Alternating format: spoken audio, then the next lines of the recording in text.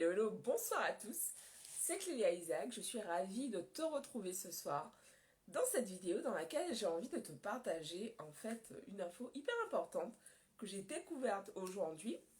Donc hier je te partageais le fait que je participais, enfin que je travaillais sur le sommet pour l'avenir du monde ce week-end pour une de mes clientes et donc euh, lors de ce sommet il y avait donc une table ronde d'intervenants autour de l'avenir du travail. Et une des choses qui a été partagée, c'est que 85% des emplois de 2030 n'existent pas aujourd'hui en 2021. Et j'ai trouvé cette information absolument dingue. J'ai envie de t'en parler un peu plus longuement, ce que je vais faire d'ici quelques instants dans cette vidéo. Juste avant, pour ceux d'entre vous qui découvrent tout juste cette chaîne, The Intuitive CEO, ou en tout cas cet espace sur Facebook, peu importe où l'endroit où vous voyez cette vidéo. Donc je me présente, je suis Clélia Isaac et j'accompagne les femmes entrepreneurs. Je les accompagne comment? Je les accompagne vraiment à être alignées avec qui elles sont, créer des business qui leur ressemblent et puis surtout prendre leur place, vraiment incarner leur puissance pour pouvoir vivre pleinement de leur business, donc augmenter leurs ventes et puis créer des offres qui sont alignées avec qui elles sont. D'ailleurs, si tu es entrepreneur et que en ce moment tu as envie de travailler sur toi, de faire grandir ton business, contacte-moi maintenant. Contacte-moi maintenant, envoie-moi un courriel à contact@cléliaisaac.com ou envoie-moi un message privé sur Facebook ou Instagram. Voilà, où je me trouve sur Clélia Isaac. Ok, alors cela étant dit, donc je reviens à ce sujet. 85% des emplois de 2030 n'existent pas aujourd'hui. Je sais pas si tu t'en rends compte, on est en 2021. Juillet 2021 et aujourd'hui, donc lors de cette table ronde, au sommet donc pour l'avenir du monde, qui est un événement organisé par Nathalie Cariou, en fait, donc trois des intervenants disaient que enfin en tout cas une des intervenantes, plutôt Laurence Galambert, disait partager cette information qu'en 2030, voilà, ces postes n'existent pas, 85% des postes qui existeront en 2030 n'existent pas aujourd'hui. Et j'ai trouvé ça absolument fascinant parce qu'en fait autour de moi, il y a de plus en plus d'entrepreneurs qui créent leur métier. Je te le disais à l'instant, j'accompagne des femmes entrepreneurs à créer le business qui est aligné avec elles. Moi-même, en fait, je crée au quotidien un business qui est aligné avec qui je suis. Donc le business, plus je grandis, plus il évolue. Et je le vois en fait autour de moi des métiers, des business en fait dont je n'avais jamais entendu parler, qui fleurissent de plus en plus. Et je trouve ça absolument génial. Pour moi, c'est vraiment une très très belle opportunité. Ça me rappelle c'était un livre, ou enfin en tout cas c'était des propos de Warren Buffett que j'avais lu quand j'étais en école de commerce. Et en gros, donc Warren Buffett, il partageait un financier avec qui il discutait, il lui disait, donc en gros il parlait des années 90, c'est dans les années 90, et il disait à ce mec, vous voyez toutes ces personnes qui travaillent ici, d'ici une vingtaine d'années, tous ces bureaux seront vides, ces gens seront remplacés par des logiciels. Et le mec disait, mais attends, mais c'est horrible, c'est affreux, machin. Et en fait, il disait, bah non, en fait, c'est juste, c'est... les temps changent, les métiers évoluent. Et j'avais trouvé cette réflexion très intéressante parce que quand on réfléchit, donc là, je porte pas de jugement de valeur, c'est bien, c'est mal, pas du tout. Mais je constate juste, en fait, que le monde du travail évolue, il a toujours évolué, en fait. Quand on regarde, par exemple, je me souviens quand j'étais petite, ma grand-mère, il y avait en Guadeloupe, il y avait en fait un monsieur qui venait lui livrer ses yaourts. Donc elle passait une commande auprès de Yoplait Guadeloupe et donc il y avait ce monsieur qui faisait la tournée et qui venait en fait livrer les yaourts. Et ça fait hyper longtemps que ça ne se fait plus du tout. Il livrait des yaourts, des floups, enfin voilà quoi, tout ce qui était fait par cette marque en Guadeloupe. Et il livrait ça un peu partout, la société livrait ça un peu partout en Guadeloupe. De la même façon, il y avait donc par exemple quelqu'un qui venait livrer des caisses avec des bouteilles de Coca-Cola. Et donc En fait, ça, ce sont des choses mais qui ne se font plus mais depuis très longtemps.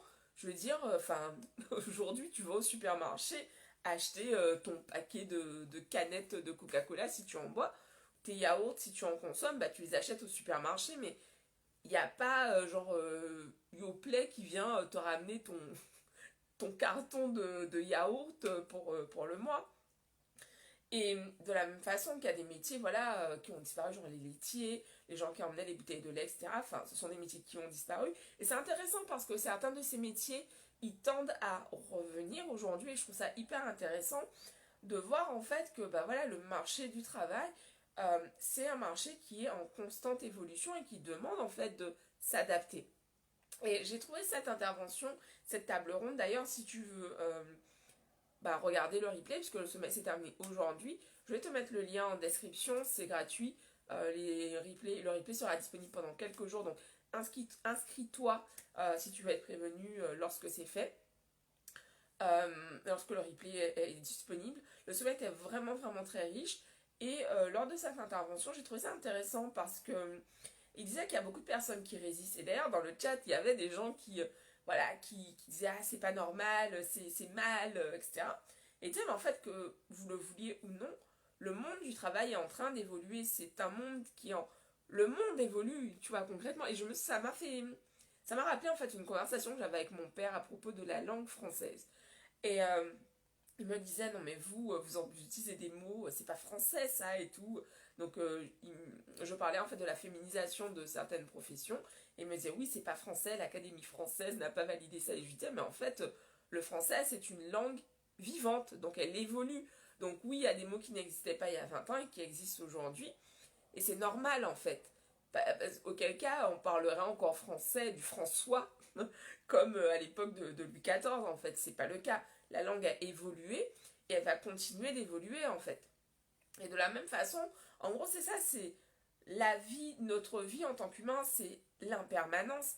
Il n'y a rien qui est statique et qui demeure tel quel. Enfin, c'est pas possible en fait.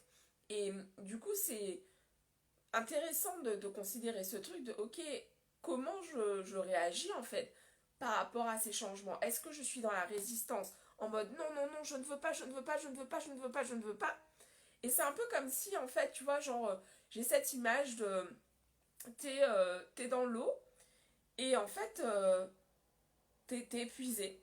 Et au lieu de faire la planche, te dire bon bah ok je reprends des forces, je fais la planche, t'es là en train de t'épuiser, te débattre parce que ben voilà tu veux en fait retrouver le rivage.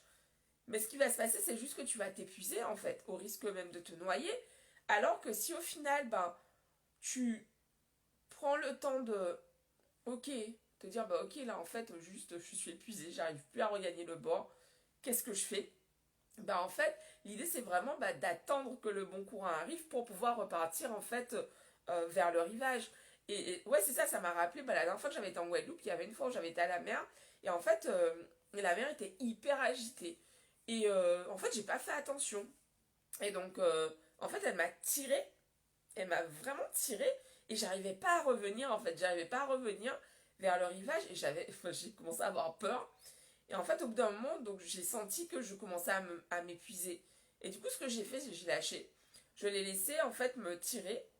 Et quand elle revenait, bah, j'en ai profité pour vraiment bah, avancer à fond pour pouvoir bah, dépasser en fait l'endroit où j'avais pas pied pour pouvoir bah, avoir pied et de nouveau bah, pouvoir sortir de l'eau en fait. Mais tant que j'étais, ça n'a pas duré longtemps, mais les quelques secondes où j'étais en résistance en train de me dire putain, il faut que je retrouve le rivage, ben en fait, juste ce qui s'est passé, c'est que je me suis épuisée et que je n'ai pas réussi à avancer vers le rivage. Donc pour moi, ça montre vraiment ce truc, tu vois, en fait, dans la vie, on a tendance parfois à vouloir aller contre les choses. Genre, je suis contre tel truc, contre, contre l'injustice, contre... Et en fait, je me souviens avoir entendu ça il y a quelques années, quelqu'un qui disait que lorsqu'on est contre, en fait, on crée un égrégore. Donc un égrégore, en fait, c'est une masse énergétique. Donc on peut créer un égrégore de peur, de colère, d'amour également. Et, et en fait, il disait que... je sais plus qui disait ça, mais en tout cas. Il disait en fait que quand on défend une cause, plutôt que d'être contre, bah, c'est intéressant d'être pour. Je suis pour la paix dans le monde. Je suis pour créer plus de joie. Je suis pour apporter plus d'espérance, d'espoir, de force, de puissance autour de moi. Je suis pour apporter plus de justice et d'arrêter d'être dans cette lutte constante. Et c'est vraiment en fait ce que cette intervention m'a... Ce que ça m'a fait comme effet, c'est vraiment ce truc de waouh en fait. Toutes ces opportunités, toutes ces choses ces compétences qu'il y a à acquérir en fait pour pouvoir faire partie de ce monde de demain qui est clairement inventé. J'ai trouvé ça vraiment fascinant, j'avais envie de vous partager ça ce soir. Parce qu'en fait, voilà, ouais, on peut être dans ce truc, oh mon Dieu, je veux pas que ça change, je veux pas que ça change, mais ça change. Donc, l'idée, c'est vraiment de travailler sur soi pour se dire comment justement je peux appréhender ce changement de façon beaucoup plus sereine et en fait, c'est en étant préparé tout simplement. Qu'est-ce que aujourd'hui je peux développer comme compétences? Quelles sont ces compétences qui seront indispensables demain en fait? Ça me rappelle quand j'habitais au Québec, euh, j'avais une discussion avec une de mes colocs. Donc c'était une Québécoise et elle disait oui, vous les Français, vous faites chier et tout parce que vous arrivez et en fait comme souvent vous parlez anglais, du coup vous piquez tous les postes que nous les Québécois on pourrait avoir parce que nous on parle pas autant anglais que vous. Et j'avais trouvé ça intéressant parce que je m'étais dit, en fait, du coup, tu peux apprendre à parler anglais. Et je me souviens, je lui avais dit, mais en fait, Maud, tu peux apprendre à parler anglais, tu sais, c'est. Bah, tu vois, qu'est-ce qui t'empêche d'apprendre à parler anglais? Et parce que, ouais, effectivement, je me souviens justement, je venais de dégoter un poste parce que je parlais anglais. Et j'avais trouvé ça intéressant parce que, justement, dans cette boîte, il y avait que des étrangers. Il y avait que des étrangers qui avaient été embauchés. Et je crois qu'il y avait un Québécois sur... donc c'est un truc en intérim. Il y avait un Québécois sur une dizaine ou une douzaine de personnes. On n'était que des étrangers. Parce que, et le mec, je me souviens, il nous avait dit ça, en fait, que beaucoup de personnes ne parlent pas anglais. Et en fait, c'est ça, c'est vraiment ce truc de se dire, voilà, l'autre me pique mon travail ou c'est injuste, etc. Alors même que, je veux dire, aujourd'hui, apprendre une nouvelle langue, c'est de plus en plus facile, en fait. On a accès à Internet pour beaucoup d'entre nous. La majorité des personnes qui vont voir cette vidéo ont régulièrement accès à Internet. Et du coup, je me dis, mais on peut acquérir des compétences, mais c'est un truc de fou, en fait. Toutes les compétences qu'on peut acquérir en ayant cette connexion au monde. On est dans le monde de l'information et l'information aujourd'hui elle est devenue accessible à tous et c'est une richesse incroyable qui, à mon sens, est importante à intégrer dans notre vie en fait, plutôt que d'être en mode défaitiste. Oh putain, le monde change et moi j'y suis pas adaptée. Ok, le monde change. Comment je peux justement comment je peux me préparer à ces changements? Qu'est-ce que j'ai envie de développer comme compétences? Quelles sont... Vraiment être curieux en fait, être curieux et continuer justement à apprendre. Voilà, donc c'est ce que j'avais envie de vous partager ce soir. Je ne serai pas plus longue, je viens de revenir du sport. Je vous embrasse, je vous dis à demain pour un nouvel épisode. Et puis donc cet épisode vous a plu, dites-moi aussi ce que vous en pensez. Je suis curieuse de savoir, dites-moi ce que vous en pensez, partagez en commentaire avec moi. Et puis partagez cette vidéo autour de vous, likez-la, commentez-la et je vous dis à demain. Bisous à tous, ciao.